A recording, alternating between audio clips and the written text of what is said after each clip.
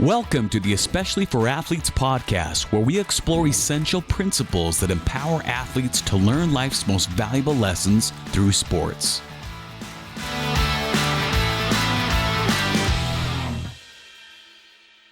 Welcome to the Especially for Athletes podcast. We are so excited for this year's approach.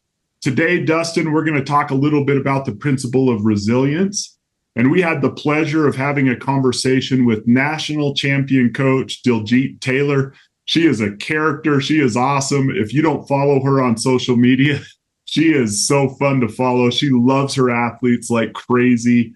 And like I said, the women's cross-country team and the men's, but the women's cross-country team that she coaches just won the national championship. So congratulations to Coach Taylor and them. When she was on our podcast, she talked about this concept, and we're going to listen to this clip really quick here, but regarding resilience, where she said, in order to be resilient, you have to decide before the pain comes, before what she refers to as the dark place. You have to know you're going to go into the dark place in running, and you have to embrace that, know it's coming, and learn to live there. And it's a really important part of resilience. And I would love to listen to what she says, Dustin, and then get your thoughts on the topic of how what she says will help us to be resilient if we'll apply it. Here's Coach Diljeet Taylor. Everybody wants it, right? Everybody wants to have the outcome, but there has to be a willingness to go to that dark place so you can have that desired outcome. And oftentimes our mind quits well before our body does. It's the mind telling the body that it can't, that it hurts, that it's painful. And so I think when, you get to that point, you have to silence the mind so the body can do its job. Every single athlete is going to have a meeting with the dark place, and are you willing to go through it, or are you going to back off and stay in your comfort zone? And we know real growth doesn't happen in comfort zones. And so I think one of the advantages that our program has at BYU is the women are willing to go to the dark place, and then they're willing to live in that dark place and embrace it and get comfortable in that dark place. You feel a lot more pride when you're willing to go to that dark place. And in order to do that, you really have to have a decision already made before you enter the dark place. So that commitment has to come before the gun goes off. Dustin, what's your thoughts? She said a lot in there, and I feel like I almost have that quote by her memorized at this point. We use it in our presentations, right, to school. So I've heard her say that 30 times or so already just in the last couple months in speaking at different schools and things. But she actually, something caught my ear a little differently this time, having, again, heard this probably 100 times in the last year. When she was talking about being comfortable, she uses the word twice. At the beginning, she said, we all know that real growth doesn't happen in comfort zones, which is true. And we all know what that means, right? That when we're comfortable, we're not going forward. It's like riding a bike. You've heard this analogy before. You're either going forward or falling off, right? You can't stand still. You can't just be comfortable on a bike. So, and so she makes that point. And then a little bit later, though, she says they have to be willing to go to the dark place. And she uses the word comfortable again. She says, and get comfortable. And then she says, and live there. And I thought, that's interesting. She says growth doesn't happen in comfort zones, but then she says in the dark place, you need to get comfortable. What I take by that is that you have to get so used to the sucky, right? To the uncomfortable part of becoming great, the becoming part, I guess, right? The process. Yeah. And the process to become great. So the becoming part of that is not easy. It sucks sometimes. And you have to get comfortable with being uncomfortable and be comfortable with the suck and the pain. But know, like she says, that you'll get out of it if you'll just keep your focus, keep your head down, and keep working. If you look for the door to get you out early, you'll probably find it, right? I mean, I envision that dark place as a hallway that's got a lot of doors. Every foot or two, there's a door.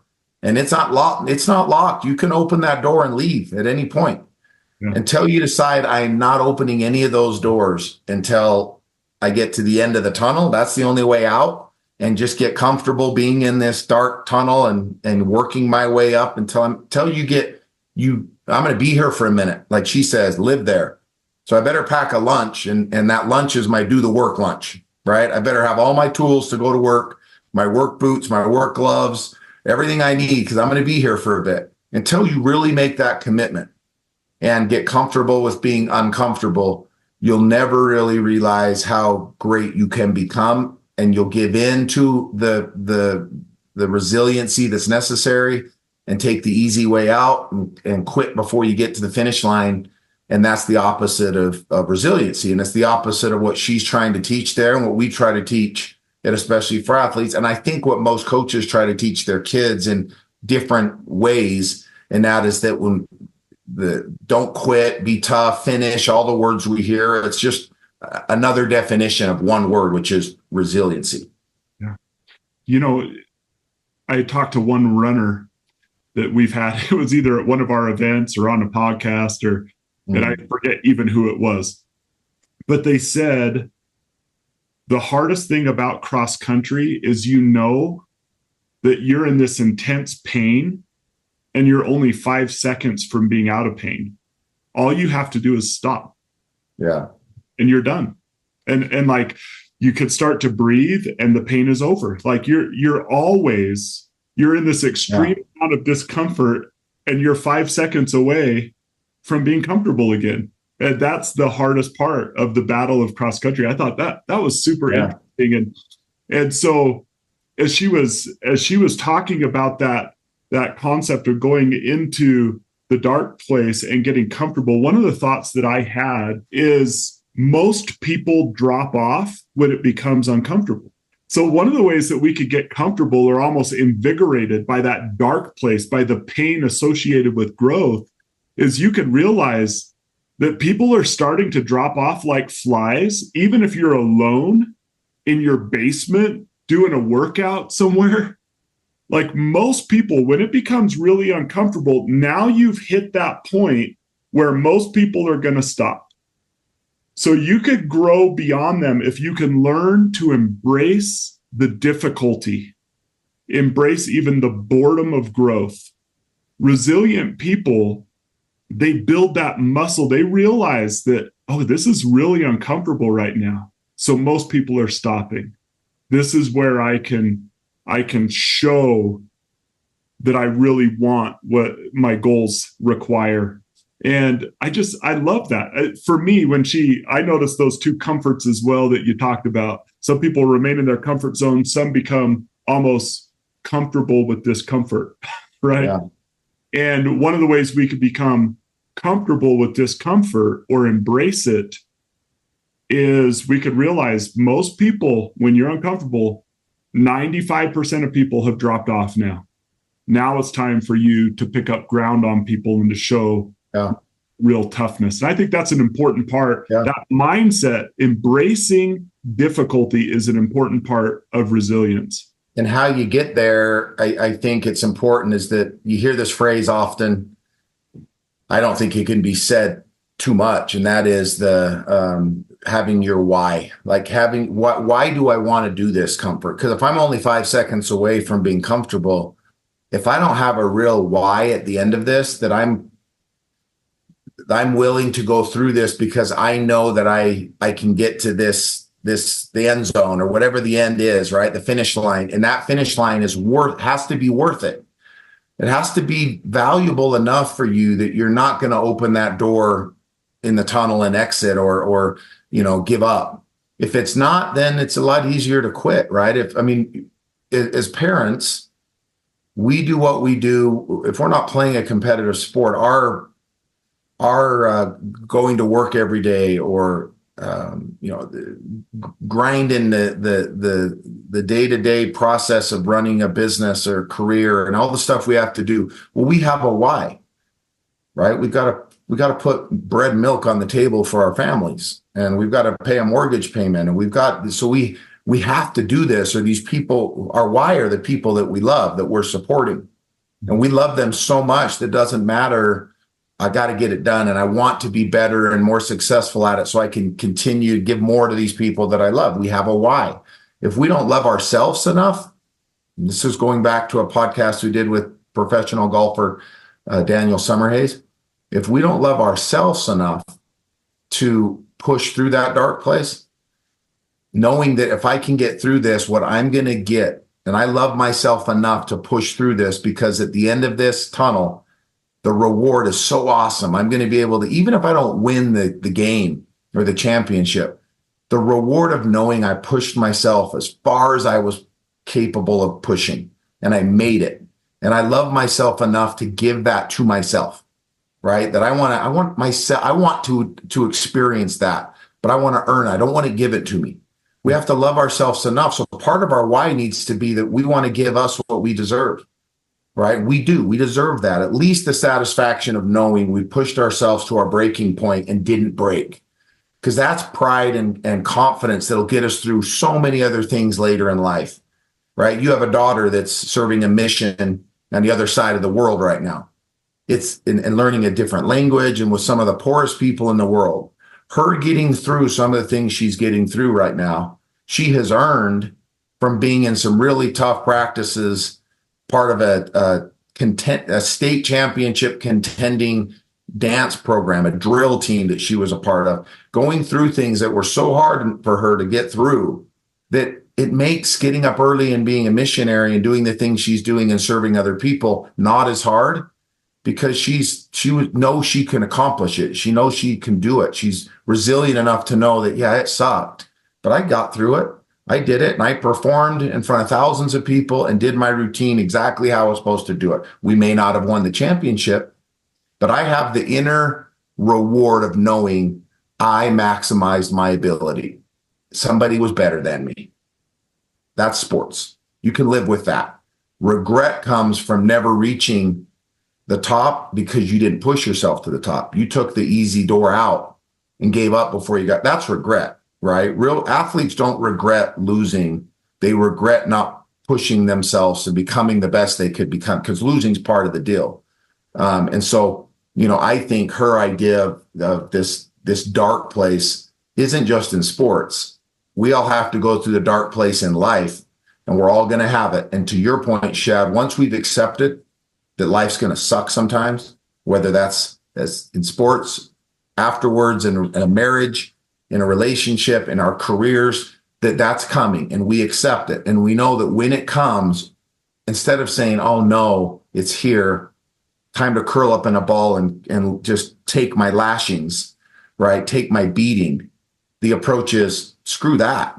This is my chance to grow. I can get better now. It's here. It's here. If I can get through this, I'm going to put on so much more Teflon coating, and I'll be so much tougher and muscular and strong and mentally to all the stuff that I'm going to get from getting through this. Let's go. Here's the challenge. I'm going to get to the other. When we take that approach, a competitive, dominant, attacking approach to life, not a woe is me, poor me, just somebody protect me and get me through this approach, a victim mentality that you talk a lot about. Sports can teach us that if coaches and parents let it teach that. And if we tell our kids, this sucks, I get it, you're going to have to figure out a way to get through it. I can help you, but you have to take the next step. I'm not going to carry you through this dark place. You have to carry yourself through it.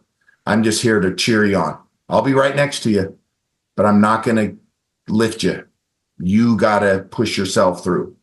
And that's hard to do as a coach and as a parent, but Absolutely. We have to. And that's her point.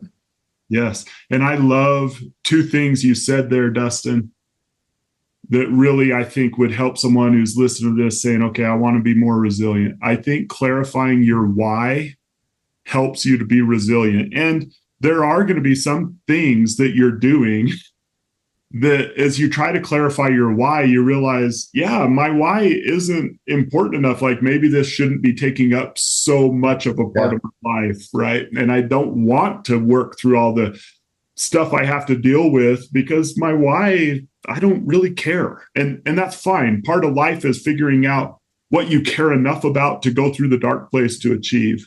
Yeah. the other thing you said there, and you mentioned my daughter, and this is like super close to my heart right now, but my daughter called home and she was having a really tough time, as many people do who are in these situations, right? Who go off and serve a mission for their church or whatever it might be. She was in complete culture shock. She was in a third world country, bathing in a bucket, and what helped her, what I realized is she wrote down this card, put it on her mirror, and it said this: is this different? Yes. Is this difficult? Yes. Can I do this? Yes. And then she said, will the Lord help me? Yes. But as I talked to her on the phone, like that realization that it's okay that this is hard, she actually said to me, and this is probably what brought that to your mind that you shared it. I've been through stuff like this. I remember when drill team was really hard and I had to get through it, and I did. I know I can get through this. And I think for those listening to this, whether you're a coach or a parent or a young person who's listening to this, I hope we all realize that sports they are like a workout that helps us build that muscle of resilience. And then in these future situations, when we're in a really difficult situation, we can rely back. If we've been through the dark place in sports, like Diljeet talked about here, and we've showed ourselves, I know that I can make it through a dark place. Like, I know that when things are uncomfortable, I can still keep doing it, because what I want on the other end of that dark place is more important to me than relieving myself of the struggle or the pain. When we've done that in sports, then when we face these future moments like you talked about that are inevitably going to come to all of us, we can reflect back upon that time when we responded with resilience, and we could apply those same lessons. We could say, I could get through this dark place. And I just love that concept. Clarify the why. It will let you know whether the dark place is worth it or not. And then realize that as we're doing this in sports, even at young ages, and we're handling it as parents and coaches the way that you talked about there, where we're not coming in and with excuses or other things, giving our kids this way out. And it's almost like telling that cross-country runner, sometimes our kids are running, they're like, I'm tired. And in essence, what a parent does when they say it's your coach's fault, or it's this reason or that reason or whatever, they basically say, stop running. And then the kid gets this breath and they're like, oh, thank you. Yeah, that feels better. Well, that's great, but you're not going to reach your goals that way. You just got past. While you were resting, competition went by you. Yeah. It brought you comfort, but not accomplishment. Yeah. And I think as we help kids embrace, as she literally said, this national championship winning cross-country team, she said, the difference between us and others is our girls have learned to embrace the dark place, like to embrace that they're going to go through it. And I love that. And I think that as we don't swoop in and take away the pain, but let them go through it and cheer them on. Like if you've seen Diljeet Taylor, she is literally famous for what she does to cheer on her athletes as they run. She yells, she screams, she runs alongside them. And she is so happy for them when they win that it brings her to tears. Like, she is a dream coach in my estimation. But that's the stuff we could do. We could run alongside, we could cheer, we could be, you got this, you could do this, don't give in to the pain, you got it. Like, I think that's appropriate parenting and coaching. Could you imagine if a kid was like, it hurts, coach, it hurts. And she goes, stop. Oh, I'm sorry. I didn't mean for your lungs to feel pain. Like, that's the worst cross-country coach in the world. And so I think that we could help our kids learn to embrace that, and that will build resilience, which later in life will become more valuable than it even is in sport. Yeah. Yeah. I think I have one more thing to say on that, Shab, but I think that's a great way that the stop, I didn't mean for your lungs to hurt like that example you just gave is true. We can do it and we can make it easier for everybody. But like you said, we'll lose if we do that. You can't see it because it's over here on my wall, but I have, and I don't know where I got this from. It's not mine. So I heard it somewhere. I use it a lot when I coach, but I didn't invent this, but it's an equation. Maybe we talked about it on here already. I can't remember, but the equation is E plus R equals O. And I've said this, I don't know how many hundreds of times to the boys that I coached. The event plus the response, that's the R, equals the O, which is the outcome. The event is going to happen. It's how we respond to that's going to determine the outcome. And once, going back to your point earlier and to Coach Taylor's point, is that once we accept the fact that when the event happens, good or bad, because even the good times when we win, well, how's our response to that going to be? Because if we think we've arrived and we're there, then and you got another year, you come back next year thinking, well, that's easy. We're going to roll through everybody again. You'll find out maybe a better team doesn't receive the same outcome. But if you understand that the event sometimes is going to be a bad one, it's how we respond to it, right? So understanding that bad event's going to happen, what's my response going to be, and sort of be, think through it beforehand, know what's going to come, how am I going to respond when it does, so that the quit side of me that says, well, no, when that happens, you're just going to go hide yourself and give up and be comfortable. When we've said, no, I know it's going to come and I'm going to do A, B, and C and talk to this person and read this or listen to that. These are my things that help me. These are my tools that help me get through these hard things. And I have them so that my response is appropriate to hopefully receive the outcome. And then you have to define, well, what's an acceptable outcome?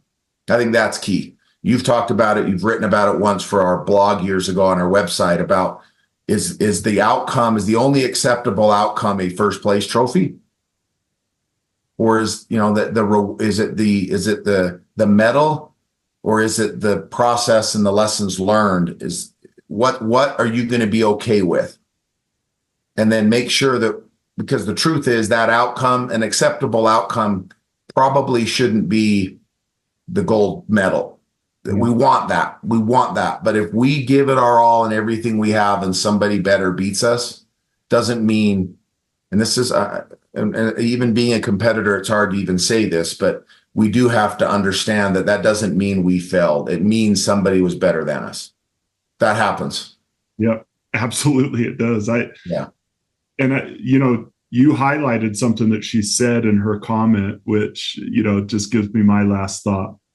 And that is, she said, you have to know that it's coming and you have to decide beforehand.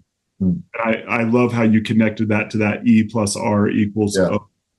That greatness is always going to be on the other side of the dark place, right? That someone who's willing to go through that is going to be greater than someone who's not. So you have to know it's coming and you need to decide beforehand how you're going to respond when that adversity or pain or whatever comes. And that forethought of saying, I know this is going to be difficult. When it comes, this is how I'm going to respond. It's way easier to make that decision when you're not in pain than when you are. Yeah. And the thing about resiliency too, Shad, is that we don't really know how we're going to respond until we have to be resilient. It's real easy to say, well, when that happens, I'm going to do this, this, and this, because that's what I've read and that's what I've been told and that's what you're supposed to do. That sounds great. But when you're in that moment, are you really going to do it? Or are you going to tuck your tail between your legs? So we really don't know if we're resilient enough until we're asked to be resilient. So we have to also understand that we may have every intention of handling it the right way, but once we're in it and the bullets are really flying, we might go curl up behind a rock and hide and realize, oh, I wasn't ready for this yet. Okay, that's loss. That's failure. You get a second chance, hopefully. Now you know what it's going to be like. And that's just maturity. That's just life. We don't respond the same way now to things in our late 40s as in our family and marriage as we did in our early mid 20s. right? Because we've learned how to get through those things sometimes by realizing, whoa, this is a lot more than I thought. I've got to ask for help or do other things to get through this because my plan isn't working. The response I thought was going to get me through this event, no, this is way harder than I thought. This has taken way more time to get through this mess than I intended. The trick is to continue to chip away at it, continue to climb, continue to, in her case, sprint. One more step. Just take one more step forward, and the next day take one more step forward until you get to that finish line. But don't take the easy way out. The person saying, hey, I'm right here. You can pull a plug on this and be safe, right? Just do it right now. No, I got to then it becomes easier the next time and easier the next time. Not easy, easier. It's always going to be hard. And really anything worth anything should be hard. And win should be hard. You should have to earn it. Shouldn't be given to you. You should have to earn it. What's the good in getting a prize or an award if you didn't earn it? If the other team played bad or whatever, then I want you to be at your best. I want to know that I beat you. That's the whole drive of this whole thing. It's not the cheap medal trophy you get at the end. If I didn't earn that, it's a garbage, right? It's the satisfaction of knowing we did it, despite all the heartache and pain. That's where the real, at the end of the day, when you put your head on your pillow as a competitor, you can say, hell yeah, right? I did it. And that's the joy of sports. Not the trophy. Who cares? It's the satisfaction of knowing you accomplished your very best and you got through that hard time. Whether you finish first or fourth, I did it. And that's all I had. My tank is empty. That's where I think the real competitors now want to do it again. Let's start over. I want to get back in there again and see if I can get through it. So you set your alarm clock early and you get at it again the next morning, back to work. Awesome. Well, great stuff on this really important topic of resilience. Grateful for Coach Taylor and those thoughts. You can tell why our teams are so successful. And be resilient and keep your eyes up and do the work. Thank you for joining the Especially for Athletes podcast. To learn more about Especially for Athletes organization, get a copy of our book, The Sportlight, or to bring our program to your team, school, business, or organization, visit us at especiallyforathletes.org.